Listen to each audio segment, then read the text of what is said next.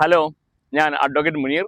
ഇന്ന് ഞാൻ നിങ്ങളുടെ മുന്നിൽ എത്തിയിരിക്കുന്നത് ഒരു പുതിയ വിഷയവുമായിട്ടാണ്. നമ്മുടെ ഹൈവേയുമായി ബന്ധപ്പെട്ടുള്ള വിഷയമാണ് ഇന്ന് നിങ്ങൾക്ക് മുന്നിൽ ഞാൻ അവതരിപ്പിക്കുന്നത്.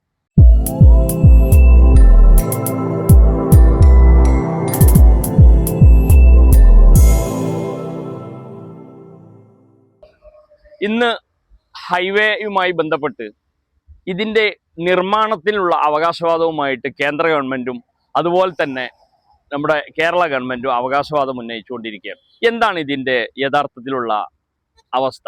ഈ ഹൈവേയുടെ നിർമ്മാണവുമായി ബന്ധപ്പെട്ട് ഹൈവേയുടെ സ്ഥലം ഏറ്റെടുപ്പിൽ മാത്രമാണ് സത്യത്തിൽ ഗവൺമെൻറ്റിനുള്ള പങ്ക്.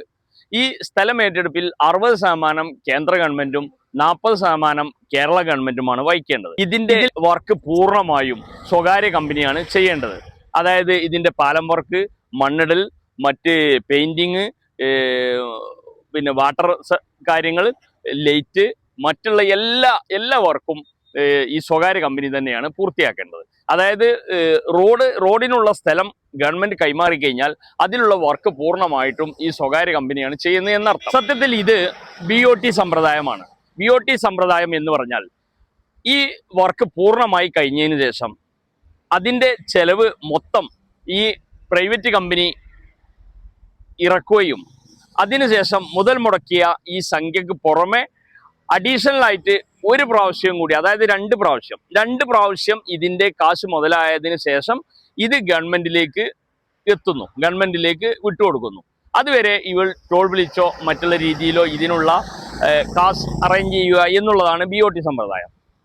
ഞാൻ പറഞ്ഞു വരുന്നത്, ഇങ്ങനെ ഇരിക്കെ ഈ BOT സമ്പ്രദായത്തിൽ ചെയ്യുന്ന പ്രൈവറ്റ് കമ്പനി ചെയ്യുന്ന ഈ പാലത്തിന് എന്താണ് ഗവൺമെന്റിനുള്ള പങ്ക് എന്നുള്ളത് ഞാൻ നേരത്തെ പറഞ്ഞ ആ സ്ഥലം ഏറ്റെടുക്കുക എന്നുള്ള അത് മാത്രമാണ്. ഇനി നമുക്ക് പരിശോധിക്കുവാനുള്ളത്, ഈ സ്ഥലം ഏറ്റെടുത്തതിൽ 40% കേരളത്തിന് വഹിക്കാനുള്ള ഫണ്ടിൽ ഇതിൽ എത്ര തുകയാണ് ചെലവഴിച്ചത് എന്നാണ്. അതായത് ഒരു വിവരാവകാശം വഴി ലഭിച്ച വിവരത്തിന്റെ അടിസ്ഥാനത്തിൽ ഈ 40%-ൽ 10% കാശ് മാത്രമാണ് കേരള ഗവൺമെന്റ് നൽകിയിട്ടുള്ളത്.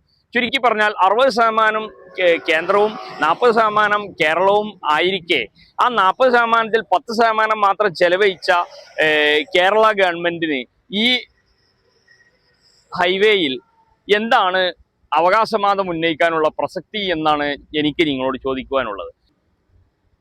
ഈ സാഹചര്യത്തിൽ സത്യത്തിൽ ഈ ഗവൺമെന്റിന്റെ ഈ അവകാശവാദം വൈക്കം മുഹമ്മദ് ബഷീറിന്റെ എട്ടുകാലി മമ്മൂഞ്ഞിന്റെ കഥാപാത്രത്തെ അനർത്ഥമാക്കുന്ന ഒരു രീതിയാണ് നമുക്ക് മനസ്സിലാവുന്നത്. ഇങ്ങനെ ചെറിയൊരു അവകാശവുമായി ഈ വമ്പൻ പദ്ധതിയായ ഹൈവേയിലുള്ള അവകാശവാദം ഗവൺമെന്റുകൾ വ്യത്യസ്തമായി ഉന്നയിക്കുമ്പോൾ നമുക്ക് മുന്നിൽ ഒരു ചോദ്യചിഹ്നം ഉയരുകയാണ്.